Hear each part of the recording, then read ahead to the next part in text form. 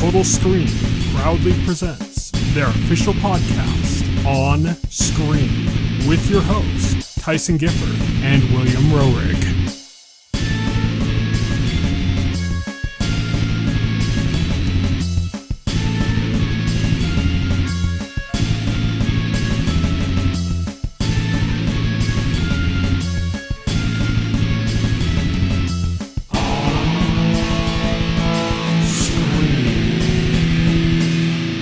Hello, everybody, and welcome to On Screen, the official podcast of TheTotalScreen.com. My name is Tyson. My name is Will. And today, as usual, we are going to be covering the latest episodes of She-Hulk and House of the Dragon. But we also got some news to cover, some trailers that have come out that we're going to discuss, and some stuff on the horizon. Actually, quite a bit of stuff on the horizon. We'll rush through it, but there's a lot of stuff coming up because spooky season is officially kicking off. Yeah, we got some spooky stuff, some spooky, scary skeletons. Yep. So let's kick things off with On Beat.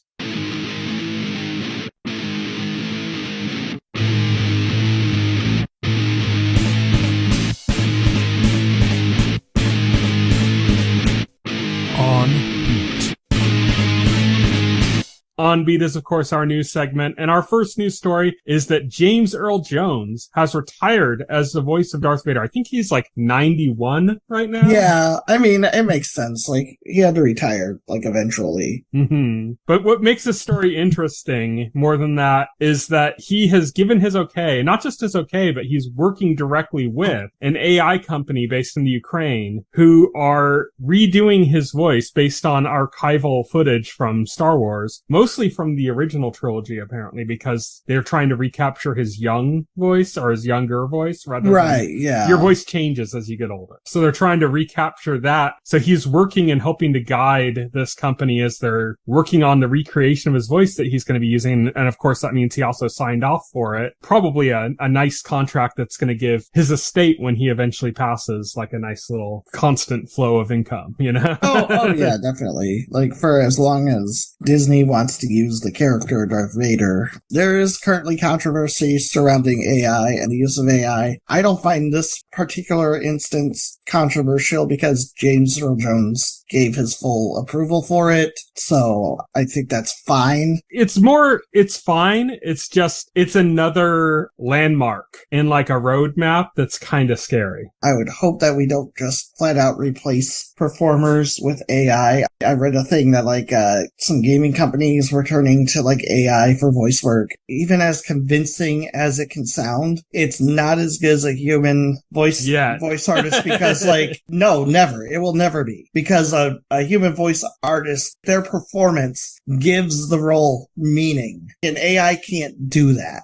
I'll still say AI can only... It's gonna take human involvement, but it doesn't necessarily have to be the voice actors. It could never, unless it becomes sentient. Like, because there's no meaning behind a robot just doing things. Like, a person puts intent into things. There's no way a robot can do that. That intent can be derived from other people besides the actors. It can be derived from the director. I believe that intent in a performance has to come from the actor, otherwise it's pointless. It can't come from the director, not any other source. A performance that has to come straight from the actor. That is the essence of acting. I think within 10 years, we're going to have a point where we're going to be blown away by a performance and find out it was an AI voice performance. I don't. It's still, to me, it loses that essence. I don't like it, but I don't like it either, but I think it's going to happen. Small situational, like, dealy, with James Earl Jones consent, I'm not super upset by it or anything.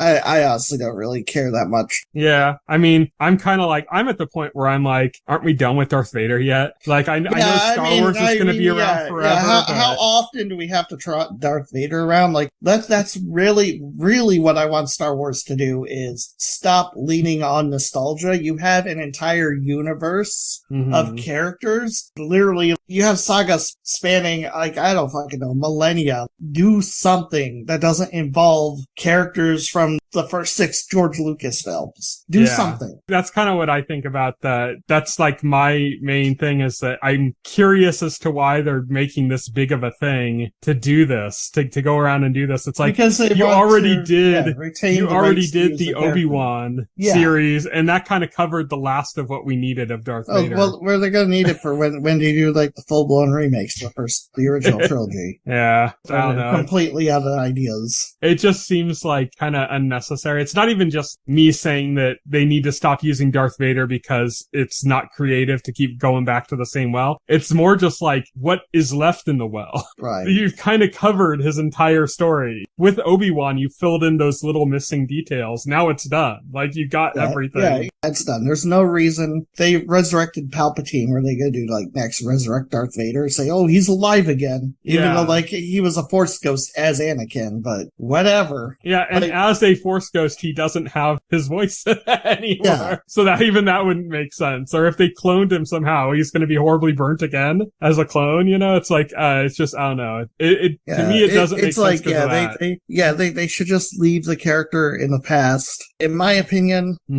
he was a cool villain, but I mean, do new things. That's what I say. But the interesting part of the story, as we already addressed, isn't so much that he's leaving or something. It's just that the fact that this is a big landmark in that whole AI voice thing that's been kind of a concern for like the way things are going to handle it. This might actually end up being beneficial, that you had an actor agreeing to this before their death and probably working out a nice contract for their estate, for himself and for his eventual estate, in the way this is going to work out in the future. This might actually be beneficial that it happened this way, as opposed to an estate giving the okay for their already deceased like actor to be re-represented. This might actually set the legal precedents in the contracts to be beneficial for the actors because this happened now rather than later. So that's the one kind of real positive to draw out of this, I think. Our next couple of news stories is we got some renewals. Reservation Dogs was renewed for season 3 at FX, and Interview with a Vampire was renewed for season 2 ahead of its season 1 premiere, which is coming up this week. So renewals. Cool. Awesome. Renewals. Yes. Next up, Vince Gilligan of Breaking Bad and Better Call Saul, the showrunner of those beloved series, is going to be setting up his next series at Apple TV+.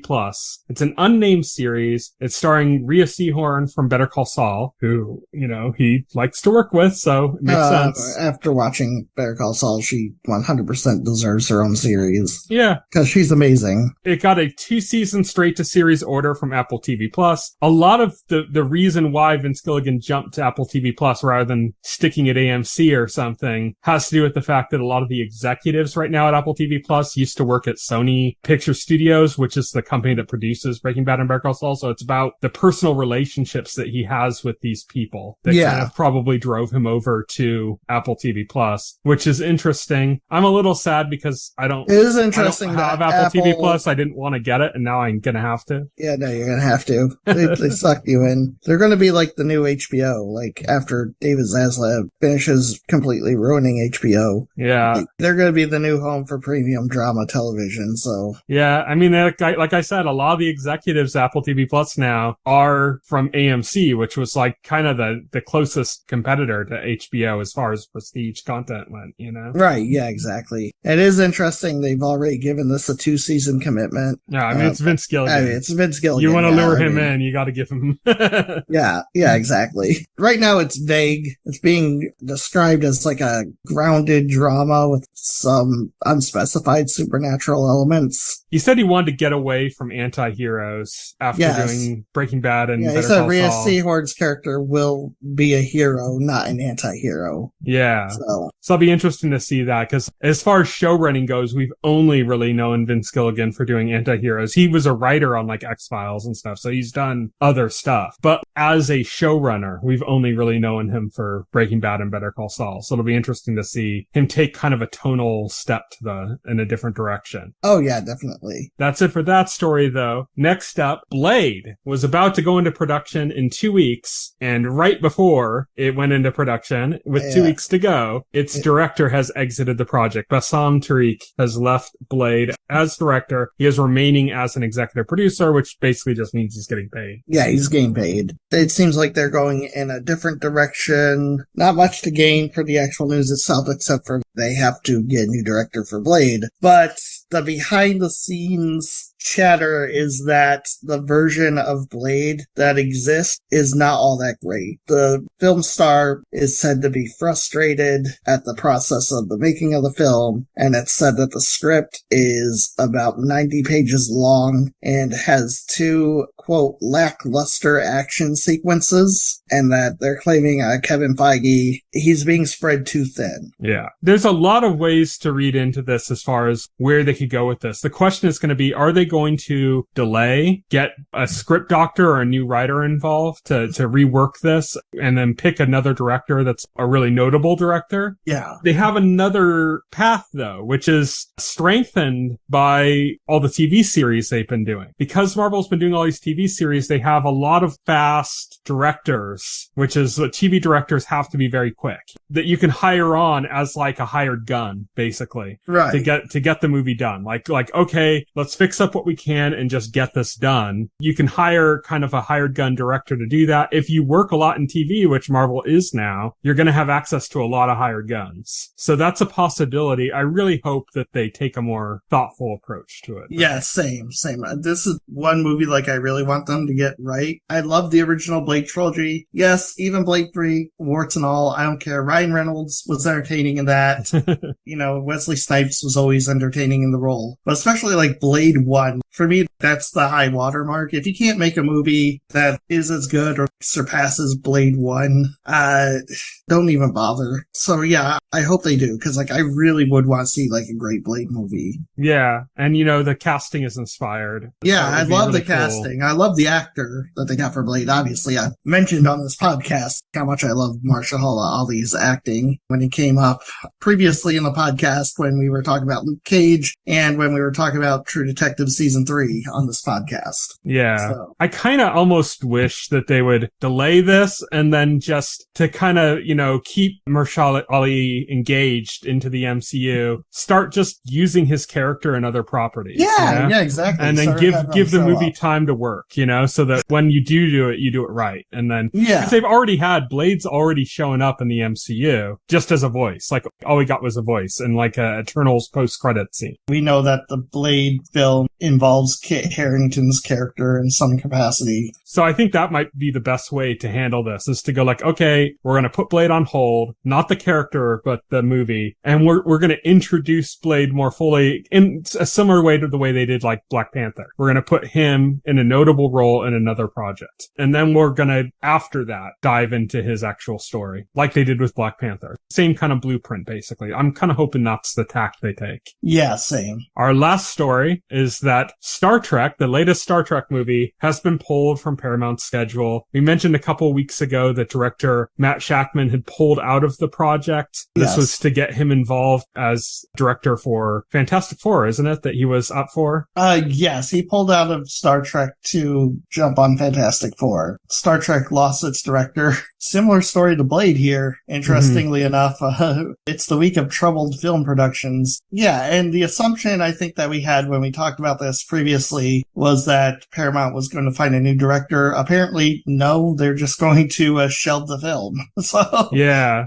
I mean, it's been pulled from the schedule, so that doesn't mean necessarily that it's canceled. But with the problems this movie has had, I don't really see another path forward for it. I don't know if all attempts of making a Star Trek 4 are dead. It's just that this version of the film is dead, is what I think. It's just that it should be. Yeah. This movie has had so many false starts over the years. It should be dead, is what we're saying. Yeah. Come on, Paramount, move on. Right. All right. Now we got some trailers to talk about. First off, we got a new trailer the first trailer for Knock at the Cabin. This is the new movie from M. Night Shyamalan. At first, I didn't know what to think, because I thought, it's very mysterious about Dave Bautista's character and who's talking, what's going on. And you're kind of under the impression, this is going to be like a home invasion movie. But it's M. Night Shyamalan. Shyamalan, so there's a twist somewhere. But you're thinking, okay, like this is a home invasion film, and then you see Bautista for the first time, and you see the group that he's with, and you're like, okay, yeah, this is not the kind of group outside of Bautista, who definitely looks like a criminal. Like the rest of these people don't look like they're up for a home invasion. I think it's Bautista's performance that really grabs me with this, because he's right. playing it downright like sorrowful. He's one of the only people who has like a speaking role in this trailer, so that helps too. I just mean that he's playing his role almost like sorrowful. Like he's playing it like this very conflicted, I don't want to be here, I don't want to do this to you, but I have to do this to you. And even though I'm doing this to you, I'm portraying this as something that isn't necessarily a negative, but maybe it's weird. He's playing this role in such an interesting way that it makes me intrigued for the movie more than like the concept of the movie as presented or anything else from it. It's more like the way Dave Bautista is portraying the role is what's interesting. The thing is, you can't take the trailer at face value, So it makes me hard to evaluate this. We're seeing, obviously, what M. Night wants you to see, and we know there's some twist, there's some turn. Things are not what they seem already, so that's the thing. Yeah, I'm just saying that it's the style of his performance that's intriguing me more than anything else about the movie. That's what's making me go, that's different. That's the thing that's different. He talks about the apocalypse and stuff. Is this biblical? Are Dave and friends going to turn out to be the 4 horsemen of the apocalypse? I don't know. Yeah, I think it's something more along the lines of they consider themselves maybe prophets or something. Right. And that they have to be involved in some act that's going to happen for some reason. And that's what we don't know about. And for some reason involves his family in this cabin in the middle of the woods. It's a mysterious trailer. It's M. Night Shyamalan. M. Night Shyamalan has been very hit or miss over the years, so we'll see. But I mean, I enjoyed the trailer. You can get The Sixth Sense or you can get Lady in the Water. Yeah, exactly. So we'll have to see. Next up, we've got The Watcher, which is a similar kind of tone as far as it's a family. They're in a house, not a cabin this time, a house. And something creepy is going on. And it involves somebody from the outside of their house. Yeah. Apparently, this is based on a true story that happened to a family in New Jersey. What happened was they bought this house in New Jersey, and shortly after they bought the house, they started receiving threatening letters, from a mysterious person who was basically saying like they were watching them, and the letters kept escalating. They couldn't get the police to do anything or anybody to really do anything about it because they didn't consider it to be serious, since all that was happening was they were just receiving these letters. Like there were no attempts to like break into the house or anything. It was just these letters. So like the police took the position of, well, they're not really doing anything to you. You can just ignore those letters. Yeah. And the family started becoming like paranoid of all their neighbors. It's a really wild tale. I don't think they ever figured out who sent it. I could be wrong on that. Well, don't spoil the movie. It's ripe fodder for like a thriller. Especially movie-wise, this looks like a thriller, like in the vein of something like a Hitchcock thriller. Hey, it looks good. It's got Naomi Watts in it. It's got a lot of like great actors in this, actually. Next up, we have Halloween Ends. Yeah, Halloween Ends. I mean, I'm looking forward to this. I watched the first 2. Second one wasn't as good as the first one. This one's interesting because rumors are saying like there's some big twist in this movie that's kind of pissing people off.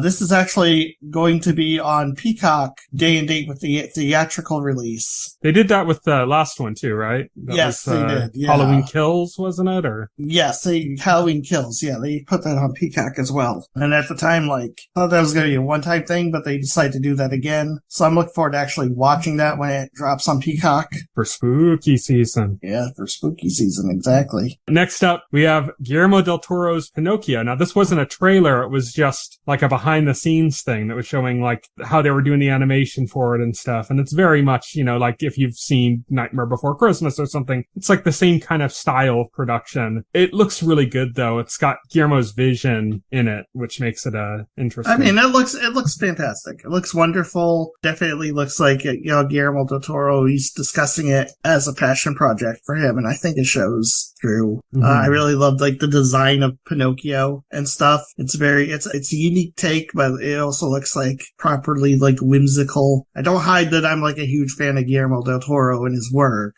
I think his stuff is fantastic. So I'm actually looking forward to this version of Pinocchio. Yeah, definitely. Same here. And it looked cool. I like the way they showed the animation process with, as you see the animation, you see the people working on it, stuttering across the screen too, like, because they're showing it to you before they edit them out of the image, which gives you just kind of a cool perspective of the process of making it. It's just a cool way of presenting it. So I dug that. Next up, we finally got a teaser, the first teaser for The Last of Us, based on the PlayStation 3 game. They got a PS4 remaster, they got a PS5 remake. Yeah, and now we're getting the HBO remake. It was funny seeing from acclaimed video game director Neil Druckmann in the trailer, just the words from acclaimed video game director. Yeah. I don't think I've ever seen those words like in that sentence before. Wait till they make a Metal Gear Solid movie. It'll say like, from visionary artiste, an absolute auteur and master craftsman of the medium. It'll have like 10 pages of titles.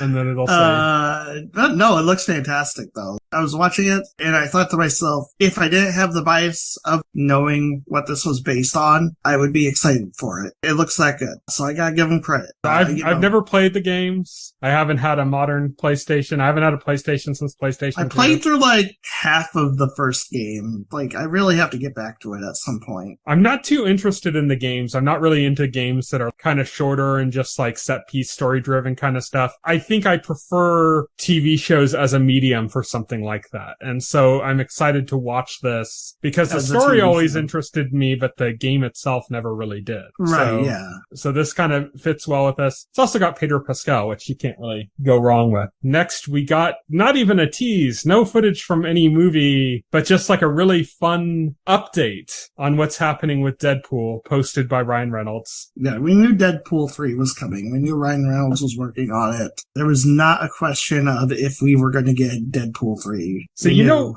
when the first Deadpool was being made, and you know, like about the whole like leak that happened where they leaked like test footage and stuff to like, yeah, they did that intentionally to get Fox to realize that people would want this movie. Yeah, they want Fox to see fan reaction to a Deadpool film. After that stunt and for the promotion of the first Deadpool movie, Ryan Reynolds basically created his own like advertising company kind of that did like kind of viral marketing and stuff. And since then he's Ryan Reynolds is kind of spread out business wise. He owns like a cell phone company. Well, if you watch the trailer, this trailer specifically, he's pouring aviation gin into like a Deadpool cup. Like that's his liquor company. Yeah. Yeah. I'm just trying to say like this is kind of like, it's almost like its own cinematic universe of Ryan Reynolds promotional material. Almost has its own, like, you could say like, Deadpool is basically Ryan Hugh Jackman Reynolds. is canon with that guy from Mint Mobile who was an early customer. Mobile, yeah. They're part of the same cinematic universe now, you know? Deadpool is Ryan Reynolds' baby. Ryan Reynolds is the driving force behind this. He has full creative control over Deadpool 3, and he did it after years of Hugh Jackman jokes in Deadpool films. We finally got Hugh Jackman in a Deadpool film. That was great the way they introduced it, where like, cause it's Ryan Reynolds basically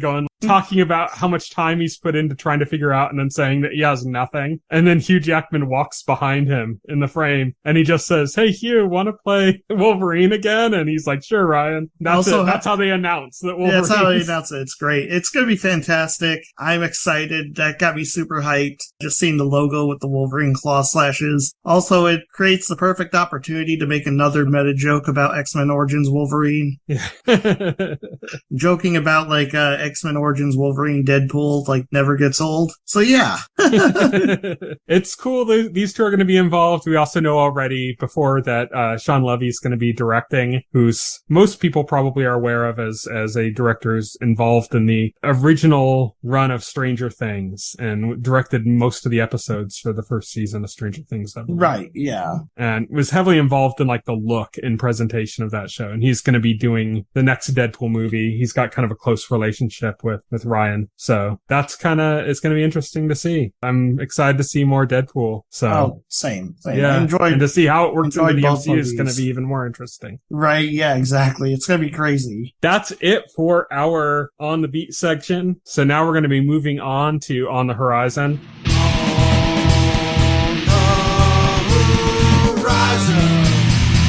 On the horizon. On the Horizon is where we talk about stuff that's coming up in the next couple of weeks. And this one's pretty packed, but we're going to pump through it pretty quickly. We're just going to basically tell you when stuff's coming out. Pump through it. So first up, Interview with the Vampire is coming to AMC on Sunday, October 2nd. On that same day, The Walking Dead is returning also on AMC. Overwatch 2 is finally releasing on Tuesday, October 4th on PS4, PS5, Xbox One, Xbox Series X, Series S, PC, and Switch. Chucky is returning on Wednesday, October 5th on Sci-Fi and USA. I don't think it's going to be day and date on Peacock, so I'm probably not going to be able to watch it until like this summer or something. Really stupid that they won't put it on Peacock. I don't know what the hell NBC's doing with that streaming service. They did that with something else recently. I can't remember what it was, but there was something else that it was Quantum Leap. I was like, okay, it's NBC thing, so it'll be on Peacock, and I go and look it up and it's not on Peacock. Yeah, it's just incompetent to not put like your big shows on Peacock. Like, what the fuck? Yeah, this is why their streaming service isn't making headway, is because you can't find any of their actual shit on it. Yeah, exactly.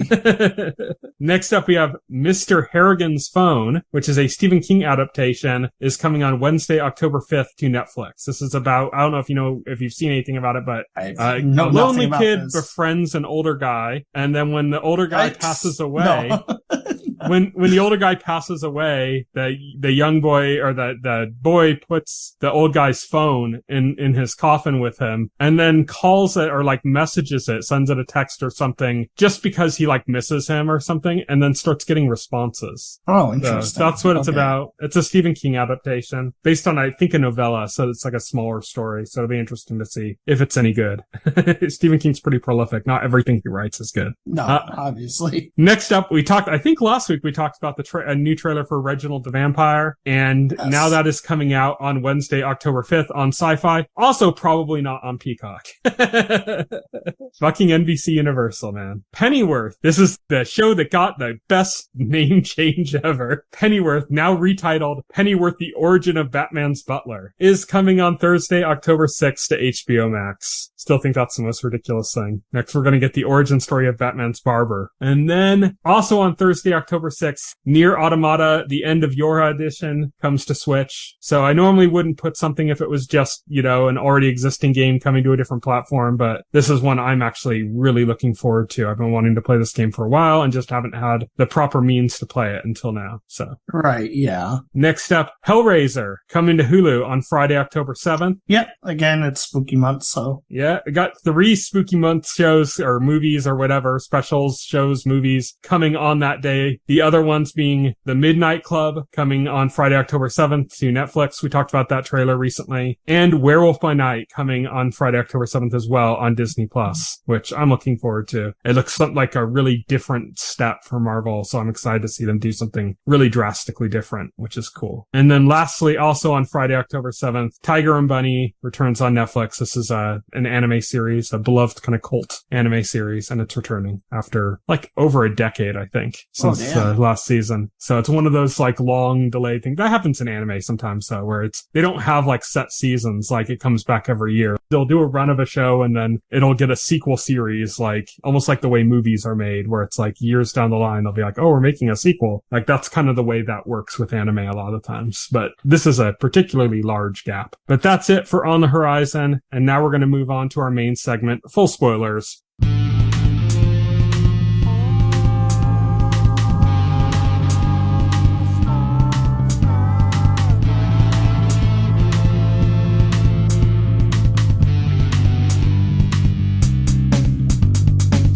We're going to jump in with She-Hulk Attorney at Law, Episode 6, Just Jen, which a lot of people on the internet got really angry about because they were waiting for Daredevil, and instead we got a standalone kind of wedding episode. So where do you feel this places? I know you've been much more critical about the show than I have. Like me, you kind of mostly liked the 4th episode. That was the one that kind of you were more into than the other ones. Where does this place for you?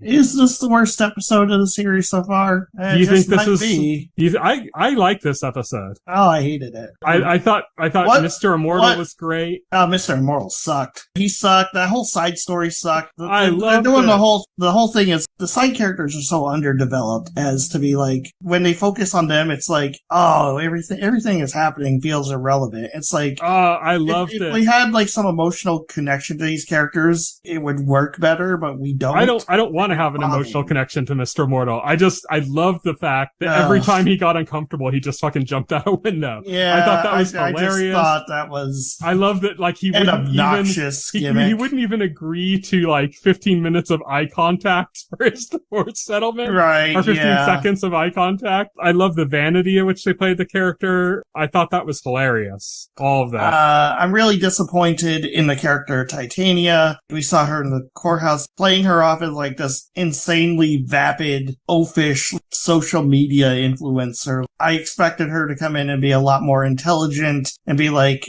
but no, can't do that. I don't think that was the intent in any way. I feel like Jamil is being wasted on this part. She is so much more talented than the script she's being given for this. Like, it's crazy. I'm on such a different page with this show than you. I'm loving all of it. The only thing, I thought the fight scene was kind of lame. That was like the only thing. That was lame. But I loved everything else. I even liked the moment at the very beginning of the fight scene where after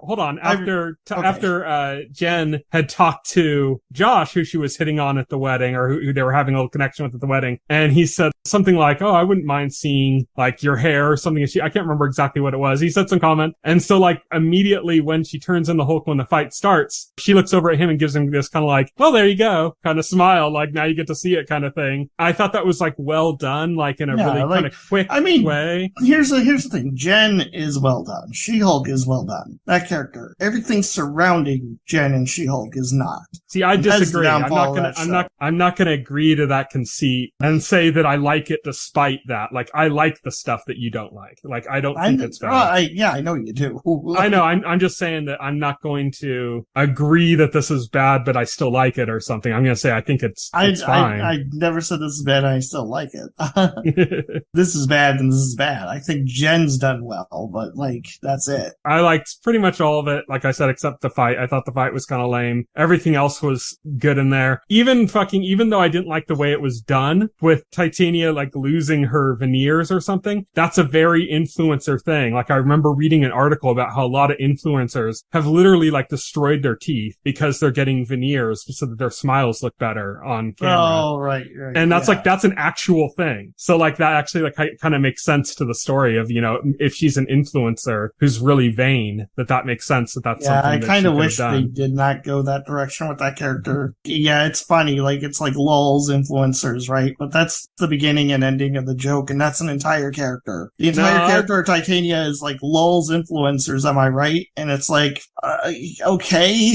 I disagree. Like, I like the character. I like her scenes in it so far. The only thing I didn't like was the fight. That's it. We're on very different pages with this, but you know, everybody's going to have their own opinion on how things work, you know? Usually we're pretty in agreement usually with like the stuff we cover, but we're on very different pages, but that's good because it gives us a chance to look at from different angles. Right. Yeah. From different perspectives. So you didn't even like, the introduction of Marvel's best character yet, Jonathan? Jonathan? Yeah. The dog that leaks. Oh. Yeah.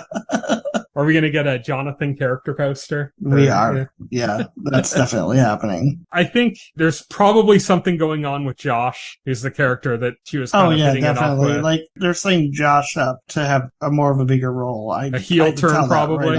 I have no idea. Who knows? I think a heel turn is likely. They showed some more stuff as far as, you know, some kind of a super lab, like getting some instruments ready to try to like steal DNA from her or something like they had hired that group from. Because that storyline's still a thing. I'm kind of hoping that storyline goes in a different direction than we hope. Like they're setting it up like it's going to be this big battle scene or something. I'm hoping that it's going to end up becoming another legal battle. It's being all set up like this big dramatic thing and they're going to deflate it. And they kind of did that with Titania. I know you don't like the character and the way they handled it, but they kind of did that in the sense that they set her up like she was going to be a villain. And then it was just like a court case and then just a fight at a wedding that was like a voluntary thing, you know, like Jen agreed into it in the circumstances of the fight. It wasn't like they were just got into a fight over some crime or something. It was just straight up like an agreed to fight. Right. I love the scene where Jen and Titania are talking, and Jen's like, "Why are you so obsessed with me?" She goes like, "Fine, I'll fight you," and she tries to transform, and all it manages to do is break her shoe. And like I said, I really and like I said, I'm not not mad that they didn't jump into the episode with Daredevil or whatever. I mean, that it's fine. We know it's happening. It didn't have to happen this episode. It's kind of funny. I actually find it amusing that they did like subvert expectations with that tease and then following it up with this. Mm-hmm. Like, that was actually like pretty clever, but like, yeah. I mean, it was the like, fourth wall. It was like the fourth wall break of the episode was her going, I know this is, she didn't directly reference Daredevil, but it was implied. Like, I know this is kind of sudden and unexpected or something, but that's what weddings are, you know? Right. So I like the way that was, it implied that it was the expectations of the fans without directly stating it, which I dug. We also got to see a troll group investigated on the internet that was anti-She-Hulk, turning out to be a much worse situation of people trying to figure out a way to kill She-Hulk. And I like the way that her friend Nikki and Mallory discovered that. And Mallory's like, don't tell her that it's just going to be in her head. And she's like, okay, I agree. I won't. And then like immediately after, Nikki calls her up. Mallory didn't want me to tell you, but I just had to, you know, because Nikki's just a gossip. She just wants to gossip with Jen about anything that's coming up. I'm sad you don't like it, but to each their own, different opinions. Let's move on to our final show though, House of the Dragon, episode 6, The Princess and the Queen, which is kind of almost like a soft reboot of the series because we got a lot of new actors. The creators like said they viewed this episode as a second pilot. Yeah. Because we do have new actors, principally for Rhaenyra and Allison, and also for a lot of others too, yeah. Basically the everybody younger, who was young Valerian in the show. Characters are aged up. Basically everybody that was young in the show is now a new actor. Is new actor. Yep, this was a 10-year time jump, so very significant. We're due like another 6-year time jump in episode 8. Are we? I thought this was it. So we're getting another time jump. Yes, we're getting a 6-year time jump in episode 8 that's going to age up some of the child characters from this episode, like Aegon and stuff, into adults. And then that's going to be like the last major time jump for the rest of the series. So all the actors that appear in episode 8 are going to be the actors for those characters for the rest of the show. So this episode had a lot of deaths in it. It did. Oh man, this episode. Yeah. Well, funny because like the episode opens on a birth, right? So we got the circle of life happening here. So I gotta say right off the bat before we go on, was it just me or did they just go way too excessive with the sound effects in that birth? Yeah, they went way too excessive with the birthing scene. Like the sound effects, man. It was like really... I did. It felt like I was watching like one of those like documentary shows, The Miracle of Birth, where you're just like sitting there watching a woman like give birth or something. And I'm like, yeah, I mean, it's fine. I mean, we didn't see too much, but the sound effects, man, the sound effects. Yeah, were... the sound effects. Yeah, it was fine. What was significant was this is what Rhaenyra's like 4th or 5th kid? Third? Yeah. Because she has unless she like miscarried or something. 3 kids. No, she had 2 and this is the 3rd. Okay. Yeah. So it's 3 kids. This is the 3rd one. Unless she had some miscarriages that they referenced and I just missed. But she had Jacaerys, Lucerys, and then this child is named Joffrey after Laena's lover who was killed in the last episode. Yeah. Rhaenyra is actually like annoyed that Laenor insisted on Joffrey and without consulting her. It's clear that she's not all that excited by that name. It's a weird situation. There's a little bit of, in some ways, I'm a little upset with the show because there's a lot of inconsistency in character portrayals about certain things. But one of the things here is that you have her basically going like, oh, what, you named her without me? It's like, and he's like, bitch, these kids are all carrying my name and none of them are mine. Right, yeah, exactly. And he's on, even though they're carrying my name, like, he's like, and they're not mine. He's like, I'm still treating them like my children, you know? He's still giving them attention. He's still doing everything that a father should do, despite that. And that's kind of like the reaction he gives her. He's kind of like, you know, without so many words, he's just basically like, bitch, these aren't even my kids. And I'm still raising them and giving my name. And she's like, fine. scene. Yeah, we open with Allison wants to see the new child right away. Allison's turning a bit mustache twirly. I think Yeah. she should be renamed Karen Hightower, I think, after this episode. She's got the words of her father from 10 years ago swirling like about her head. And the big thing is Allison has already picked up upon, and basically the entire court has picked up upon it. These are not Laenor's kids. And her reason for wanting to see the new child right away is so she can confirm, is this going to actually be a Laenor child or is this going to be another strong child? And it's not Laenor's. Yeah. This is going to go into another point of frustration for me with the show right now, is that it's just kind of unrealistic that Kristen Cole is still in the fucking Kingsguard.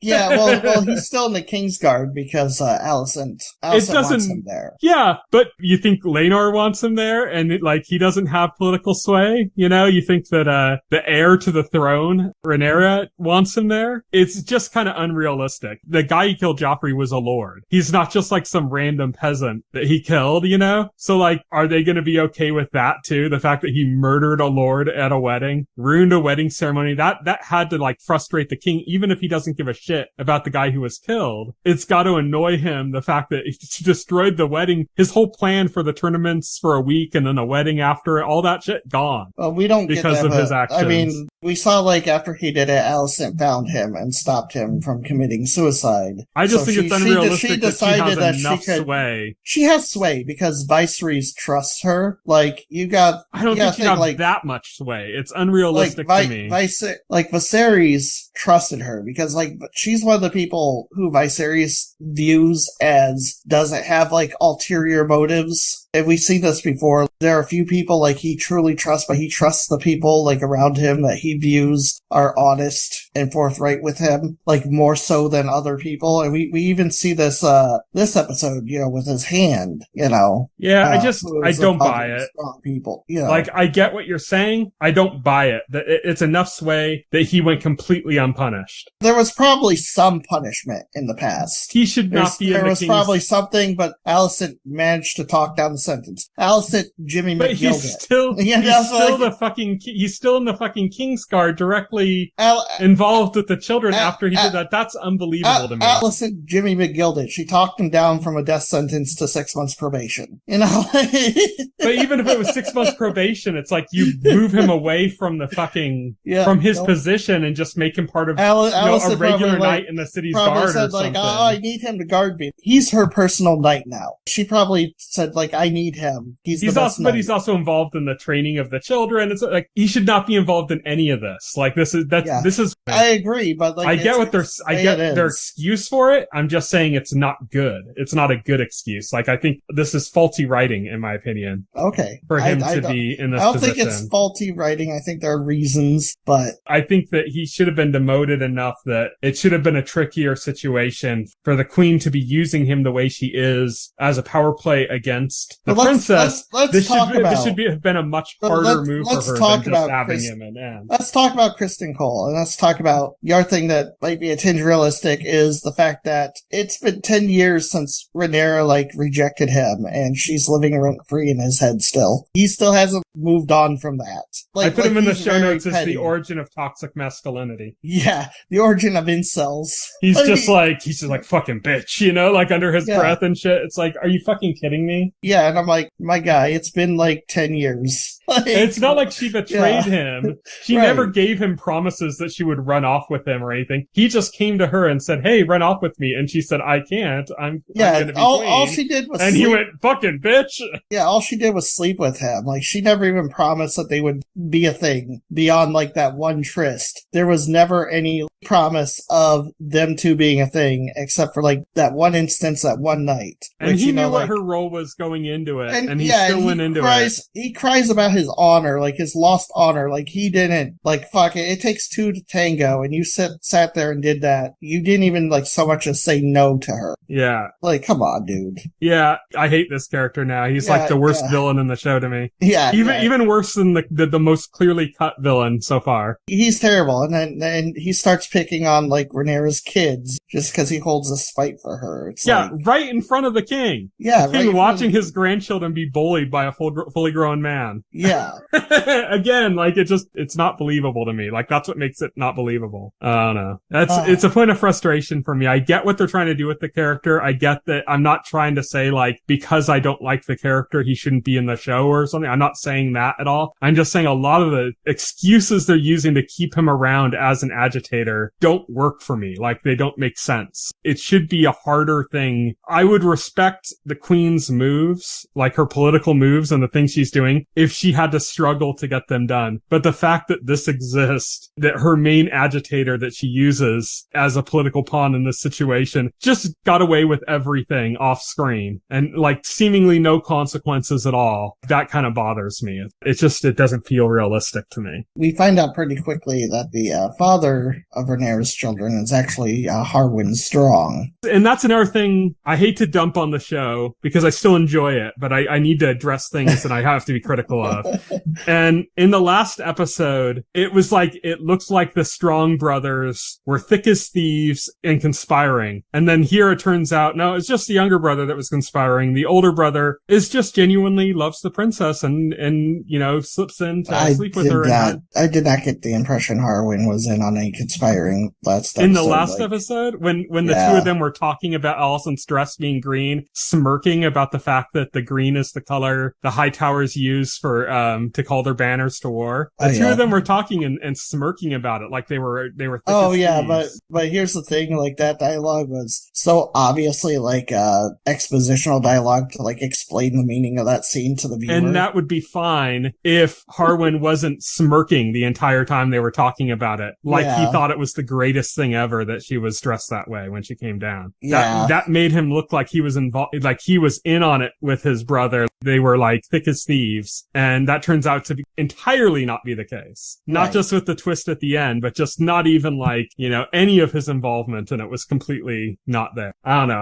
I think that they're playing it pretty loose in this series so far. They're playing a lot of things pretty loose that I'm a little bothered by. They are, and I'm a little worried about what that's going to mean. Because those loose ends start to build up over time, and then they start to become inconsistencies and plot holes. And that's where I'm worried things are heading, because they're being so loose with certain things like this. I think so far, the things you're talking about are things, like, I can overlook. Like, I can overlook mentioning Kristen Cole. I saw a tweet, like, Harwin, like, punches Kristen Cole in the courtyard and then loses his spot on the City Watch. But Kristen Cole murders a man at a wedding in front of, like, a lord. Everybody. Yeah, a lord. And gets to still be on the Night's Watch, like, 10 years later. Yeah, also, just to note that this is something that they portrayed in the early episodes of the series. The Strongs are, like, a really top noble family. Yeah. And Kristen Cole is the commoner that was raised to that position. So, like, that makes it even less realistic. That they tried to portray that, like, Kristen Cole, like, was struggling in his position and was, even when he was given his break, he was still never seen as an equal. And here he is, like, getting all the privilege in the world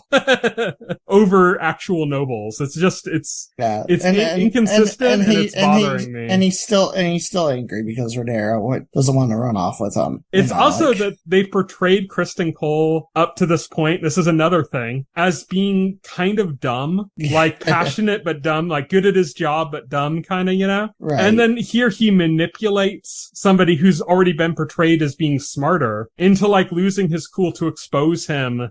Like, the truth is, it's a very inconsistent move, you know? Like, I don't think Kristen Cole has the intelligence to play out that move. I mean, he might have been guided by the queen to do that, but we didn't get any indication of that. So that just makes me like, so now we're trying to look at, like, Kristen Cole as a mastermind when everything before was showing him as being rather kind of stupid. Let's talk about Damon's story real quick, because Damon is in Pentos with his wife, who is Lyanna Velaryon. Yeah, that's it. Lyanna Velaryon, yeah. And Damon is trying to run away from all the politics of Westeros, the political machinations. He wants to separate himself from that. I like that it looks like they're actually, like, the happiest people. Yeah. So they've got kids now, and they're happy, and they're traveling around doing their own thing, along, and they seem to be happy, you know? Yeah, they seem to be happy until Lena has complications with the birth of their latest child. It's a repeat of what happened in the first episode of the series. She's breached. Yeah, she's breached. And Damon's faced with the same decision Viserys is faced with, except Damon doesn't make a decision. And Lena, she decides, she knows she's gonna die, so she decides to actually run to her dragon and die by dragon fire rather than by C-section. Mm-hmm. I should note real quick that if her dragon looks exceptionally old and huge, that's because he is. Yes, that wasn't a dragon egg that was hatched alongside her birth. That is Vhagar, who is one of the 3 conquering dragons from Aegon the Conqueror. Yeah, damn. So that's like the biggest dragon. Biggest dragon in Westeros, basically. In Westeros, yeah. And yeah, she dies for that. That's not how she dies in the book. She dies from the book just so she dies from complications from birth. So this is another like embellishment on the story from the show's writers. Again, it's still one of those situations though where you could say it's a history book. Yeah. And history, especially old histories back then, they would wash history of like anything that was kind of inconvenient. And the idea that she would go to her dragon and ask it to kill her, you could totally see them saying like, oh, we kind of see that as something akin to suicide. We don't want that in the record, so we're just going to say she died of complications. This leads to a problem I have with this episode. That's not necessarily like a problem I have with this episode, because like obviously it shows Damon like horrified when he runs to her and sees it happening. But the aftermath, like it portrays Damon as kind of like cold and detached. There was a cut scene. Yes, that's what I'm building up to. But when in reality there is a deleted scene that shows Damon like comforting his daughters. And I'm like, why was that cut? The final cut makes Damon look like he doesn't give a shit about his daughter's feelings. It makes it look like he's ignoring them. And you have a scene that like changes that perspective completely and you cut it. Unless you're like intentionally trying to make Damon like look worse than you originally wrote it. I just think it's kind of incompetent to like, that's important context. Why was that cut? Yeah, I think so too. It's because in the book, this is another example of that. In the book, Damon is portrayed as somebody who was a provocateur as he is in the show, but when he had children, he became a very doting father. Right, yeah. You know, like a very caring father that was like contrary. It was important in the book because it was contrary to what we'd seen of his character before that point. It wasn't who you'd expect to be a very doting and caring father, but it is. He's a very doting and caring father. And I think that was an important development for that character. And I think that it was interesting seeing Damon in this episode. And like I said, like they're like the happiest couple up until this point, of course, where, you know, his wife died. Up until that point, they were much happier than like the people that were caught up in the political machinations in Westeros. And I think portraying that as like, okay, Damon's like turned a corner over these 10 years. He's a good father. He's a caring husband. He's like all these things that we wouldn't expect of him. And they didn't go with that route simply by deleting that scene. They kind of like, or it's not necessarily that he didn't go that route, but they like kind of cut our perception of that by deleting that scene. And I don't think that works. I think that's a bad choice. Yeah. Oh yeah. I think that was a terrible choice. That scene definitely shouldn't have been deleted. I don't know what the hell the editors were thinking on that. Yeah. I'm going to say one of the reasons people were really excited about House of the Dragon versus like Game of Thrones is that Miguel Sapochnik was going to be more heavily involved, and people like know him as like the guy that directed many of the best episodes of Game of Thrones. And so people were excited at that prospect. I was always a little bit concerned, and my concerns seem to be like bearing fruit now with what's happening in the story, some of the complaints I've made, because even like you look at like an episode of like Battle of the Bastards, just like a really big, amazing spectacle in Game of Thrones. There's so many like bad choices in that show episode too. Like the way they represented things and the way certain things happened just didn't make sense with logic. Like there's a lot of people that complain about that episode with like the battle tactics being just straight up moronic, like the way things are set up in that battle and everything. And it's like a lot of people blame that on the showrunners. But from what I've heard, when Game of Thrones was going on, Miguel Spachnik had developed so much trust with the showrunners that they basically let him do what he wanted with his episodes. Right, yeah. And to me, that was always a concern going into House of the Dragons, that you have somebody that's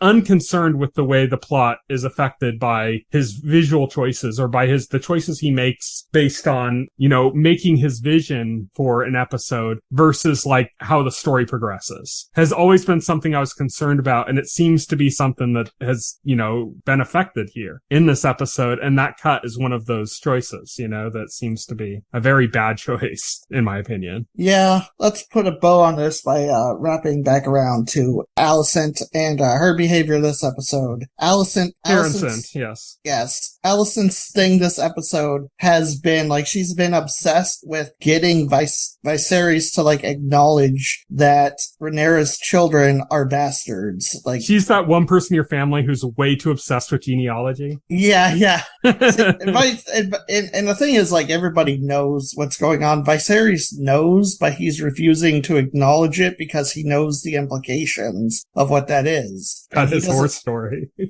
His horse story, yeah. I was just thinking of that meme with that woman wheeling, like, her grandmother in the wheelchair, and Viserys is, like, the woman in the wheelchair, the grandmother, and Alicent is the woman, and Viserys is like, oh, I used to have a horse. Alicent's like, okay, grandpa, let's get you back to bed. That's basically been, like, their relationship this entire episode. Like, Viserys is less of a husband to Alicent and more like she's his caretaker now. Yeah. He is so old and infirm that he no longer wields a real power, but there's still, like, significance, like, if she can get him to admit that Rhaenyra's sons are bastards, then she could actually start doing something about it. But because, like, the king refuses to acknowledge that, she's kind of powerless. And there's a point in the episode where she makes, like, a big play to try and get him to finally acknowledge it, and it fails. So when she's not trying to convince Viserys to acknowledge Rhaenyra's big sin, she's busy, like, complaining to everybody within earshot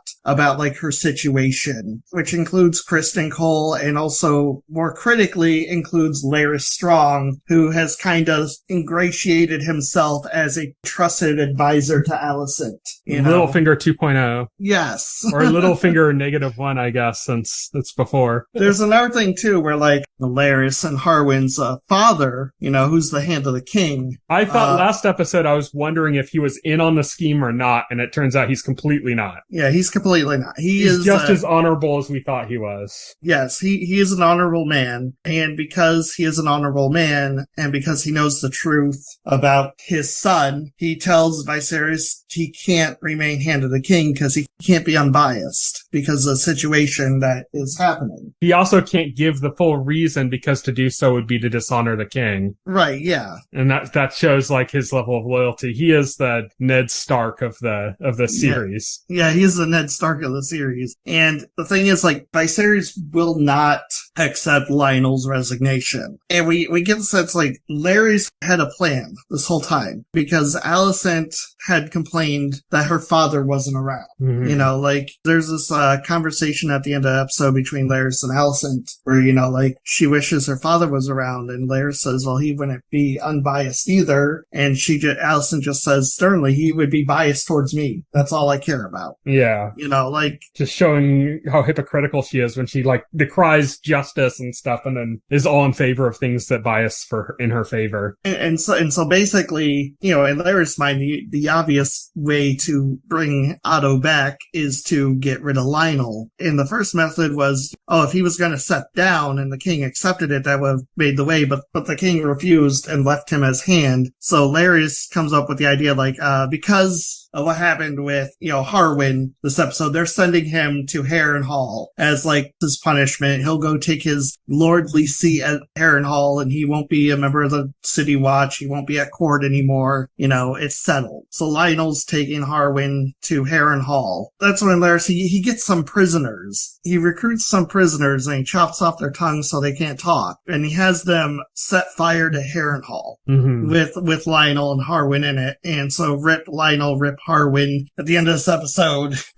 Two of like the most morally pure people in the entire series, just dead in one shot. Yeah. Larry's, when he's talking to the queen afterwards, he says like, oh, this is what you wanted. That's not just like him guessing and going like, what do you mean? This is what you wanted. That's him manipulating her. Oh yeah. By making her, forcing her into complicity. With yeah, he's gaslighting her into being complicit. He's like, because she's obviously horrified and she's like, I didn't want that. She's like, I was just bitching to bitch. I mean, seriously. Like, she was just doing what she was doing with everybody in the entire episode. And he tries to turn that around on her and make it like, oh, well, that's what I assumed you wanted, right? You made it sound like that's what you wanted. He's gaslighting her. Mm-hmm. And he kind of tricks her into thinking that this is also her fault.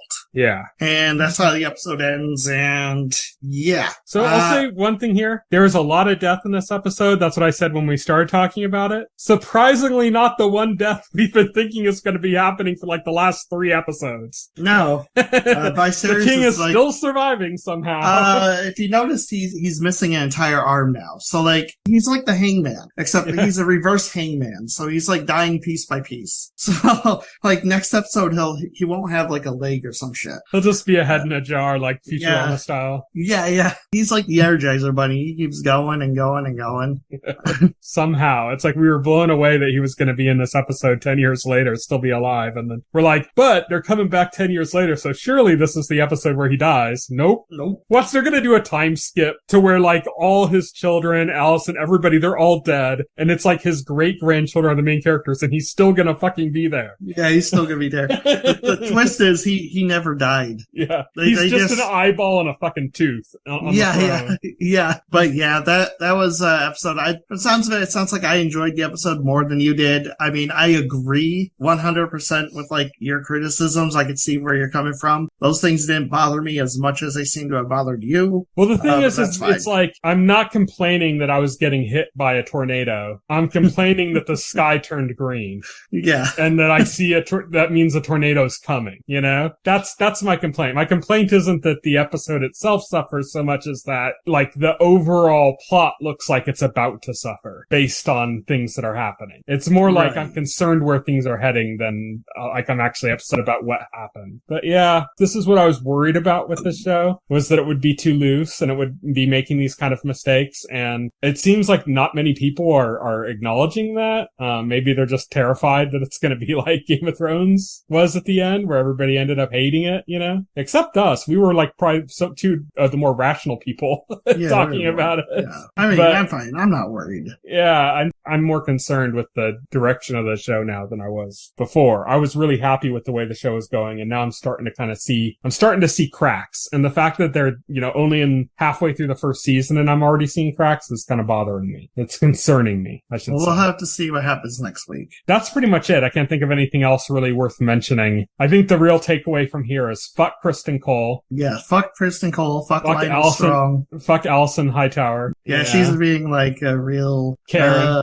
She's being real Karen. The Karenicity is strong in that one. Although I've seen people online like try to like compare her to Cersei, like she's worse than Cersei. It's like, she is not worse than Cersei. She is just like somebody who is afraid, and the worst thing she's done is complain about Rhaenyra and her kids to people. I think, the difference between her and Cersei is that Cersei wasn't really a hypocrite, because when she would say something that she was like upset about, it was all, she was manipulating. She was using it as a manipulation. She knew the monster she was. She knew exactly that she was a monster, but she just did it anyway. So when she would say something kind of hypocritical, she didn't actually believe it. She was just saying it as a manipulation. Allison Hightower, thinks she's morally right. She thinks she's in the right of things as she's doing fucked up, stupid things and being easily manipulated into even more fucked up, stupid things. That's the problem with her, is that she thinks she's in the right. She hasn't accepted that she's the villain. Right, yeah, exactly. That's the difference between her and Cersei. She doesn't know she's the villain. Right? Yeah, Cersei knows she's the villain, like Allison does not. I think that's why some people think she's worse than Cersei, is because they're pissed off that she thinks she still has some kind of moral high ground to walk on. Right, yeah. It's like, bitch, you ain't got no moral high ground. And that's kind of what's upsetting them. But yeah, that's it for House of the Dragon. We're going to be talking about that as well as She-Hulk next week, and whatever news happens to come up in that time as well. So, So, thank you everybody for listening. You can follow me on Twitter. I'm at Tyson Gifford. You can follow Will. He is at Voxel Hero. You can go to our website, thetotalscreen.com. You can check out our Facebook page, our YouTube channel, anything like that. The relevant links are within our container stories on our website, which is again, thetotalscreen.com. And of course, the best way to contact us is through our personal Twitter accounts that I already mentioned. That's the best way to reach us. We're always up for comments, good, bad, or indifferent. We don't care. We just want to hear back from you guys.